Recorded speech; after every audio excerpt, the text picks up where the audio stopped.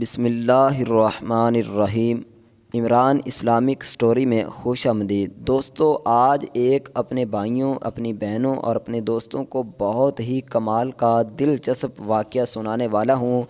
اگر انشاءاللہ یہ واقعہ آپ اچھے طریقے سے سن لیتے ہیں، سمجھ لیتے ہیں تو اس واقعے سے، اس کہانی سے آپ کو بہت کچھ سیکھنے کو ملے گا۔ تو آئیے چلتے ہیں اس زبردست سٹوری کی طرف، اس ایک دلچسپ کہانی کی طرف۔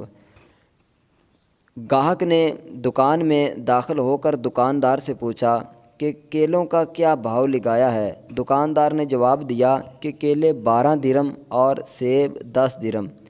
اتنے میں ایک عورت بھی دکان میں داخل ہوئی اور کہا مجھے ایک کیلوں کی درجن چاہیے، کیا بھاؤ ہے؟ دکاندار نے کہا کہ کیلے 3 درہم اور سیب 2 درہم۔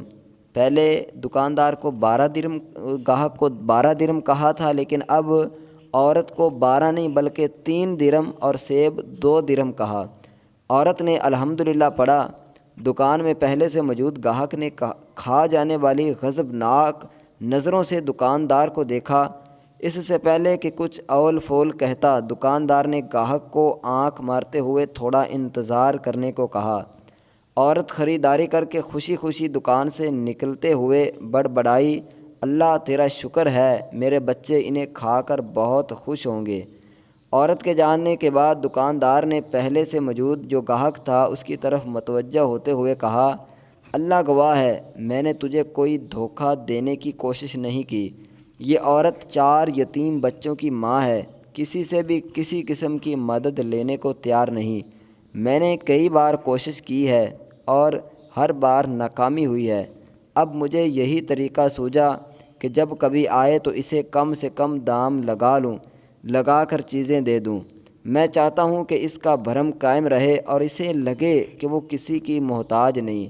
میں یہ تجارت اللہ کے ساتھ کرتا ہوں اور اسی کی رضا خوشنودی کا طالب ہوں۔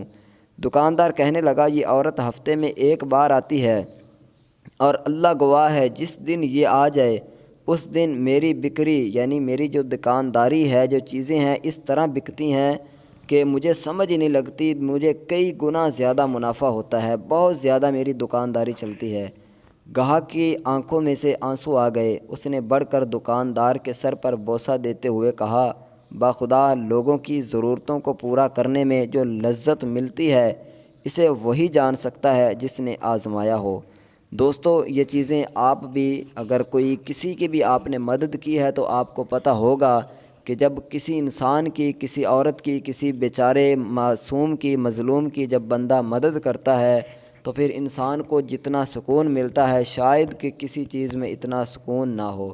تو اگر آپ کو اس ویڈیو سے، مجھے تو اس ویڈیو سے، اس واقعے سے، اس کہانی سے بہت کچھ سیکھنے کو ملا ہے۔ آپ کو اس واقعے سے کیا کچھ سیکھنے کو ملا ہے کمنٹ میں ضرور بتائیے گا۔ ویڈیو اچھی لگی تو اس کو لائک ضرور کریں، اور اگر آپ ہمارے واٹس ایپ گروپ میں شامل ہونا چاہتے ہیں، اس طرح کے واقعات سننا چاہتے ہیں، دیکھنا چاہتے ہیں، پڑھنا چاہتے ہیں، تو ڈسکرپشن میں آپ کو نمبر مل جائے گا، اس پر رابطہ کریں، انشاءاللہ آپ کو واٹس ایپ گروپ میں ایڈ کر لیا جائے گا۔